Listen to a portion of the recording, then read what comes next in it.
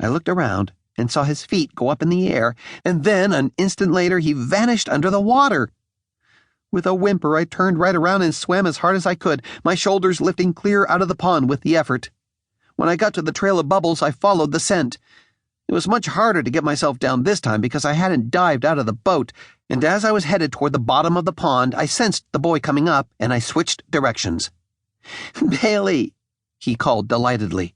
He tossed his rod into the boat. "You are such a good dog, Bailey." I swam beside him as he pulled the boat over to the sand. So relieved, I licked his face when he bent over to haul the boat onto the shore. "You really tried to save me, boy." I sat, panting, and he stroked my face. The sun and his touch warmed me in equal measure. The next day, the boy brought Grandpa down to the dock. It was much hotter than it had been the day before, and racing ahead of the two of them, I made sure the duck family was out in the middle of the pond where it belonged. The boy was wearing another shirt with a hood, and the three of us trotted to the end of the dock and looked down into the green water. The duck swam over to see what we were looking at, and I pretended I knew.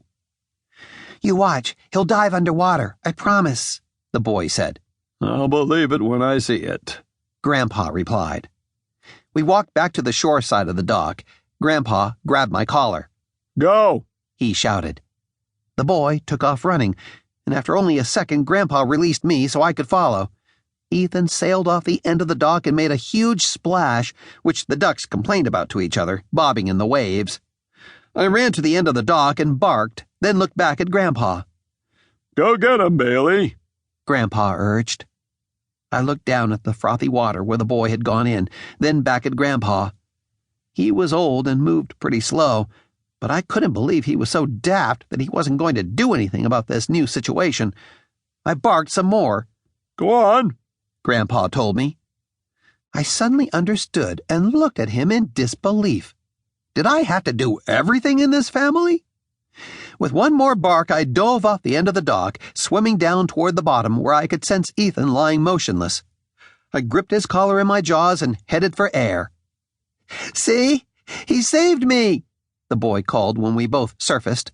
"Good boy, Bailey!" Grandpa and the boy shouted together.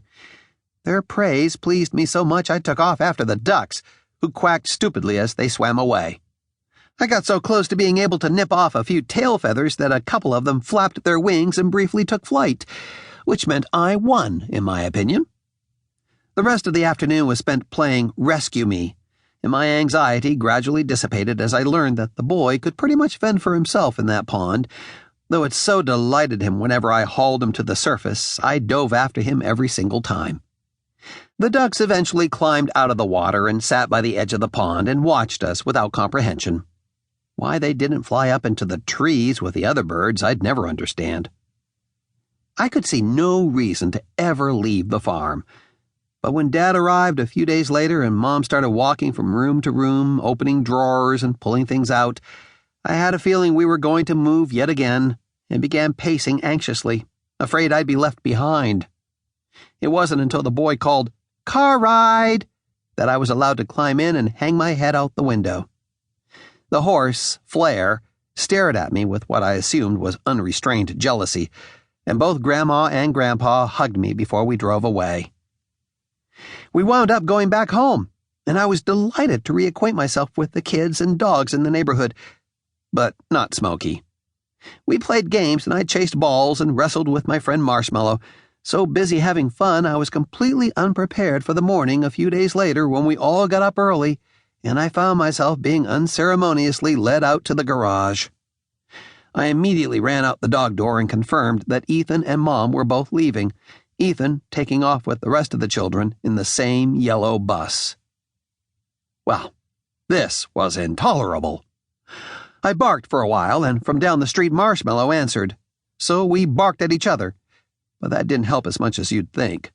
I moodily went back into the garage, sniffing with disdain at the doghouse. I would not spend my day in there, I decided, even though it was the softest place around. I saw Smokey's feet underneath the door and put my nose to the crack and inhaled his scent, letting out a frustrated sigh.